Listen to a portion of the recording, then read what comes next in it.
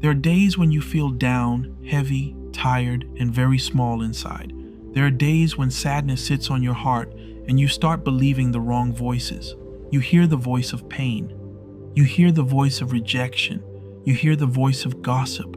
You hear the voice of people who judged you when they did not know your full story. But today, I want to remind you of something very important. You are not who people say you are. You are not the ugly words spoken over your life. You are not the failure of your past. You are not the label that pain tried to put on you. You are not the shame that keeps trying to follow you. You are who God says you are. And when your life belongs to Jesus Christ, your identity is not in your wounds. Your identity is in the one who made you, loves you, and calls you his own. Maybe people have made you feel worthless. Maybe rejection made you feel unwanted. Perhaps the mistakes you've made have left you feeling tarnished, weak, or even shattered. Each misstep may have weighed heavily on your conscience, creating an overwhelming sense of guilt and shame. But listen to me clearly. God is not confused about who you are. God is not looking at you with disgust. God is not calling you useless. Jeremiah chapter 1 verse 5 says, "Before I formed you in the womb, I knew you." That means your life is not random. God knew you before people misunderstood you. God knew you before your mistakes. God knew you before anyone lied on you. God knew you before heartbreak, loss, and disappointment came. And Psalm chapter 139 verse 14 says, "I praise you because I am fearfully and wonderfully made."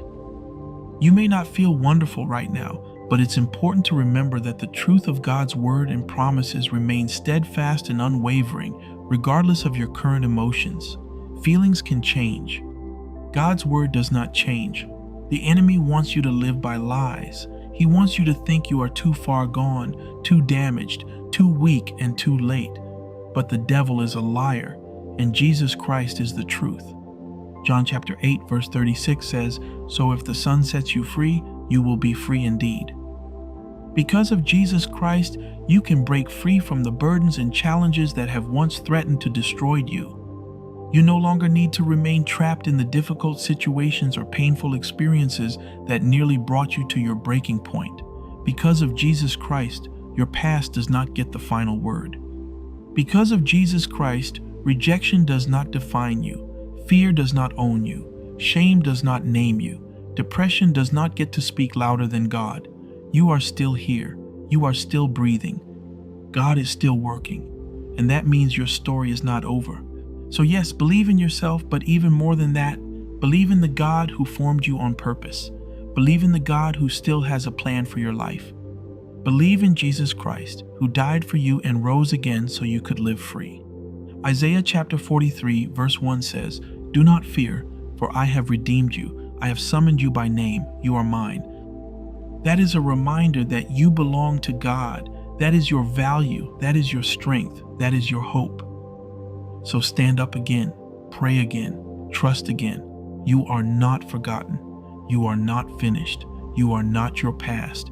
You are not what happened to you. You are not what the enemy says you are. You are who God says you are. Your true identity is shaped by the love and purpose God has for you. You are a person of worth, defined by God's intention and grace, and you have the strength to rise above any circumstances that may have tried to hold you back. Embrace the truth of who you are in the eyes of God, for that is where your true identity lies.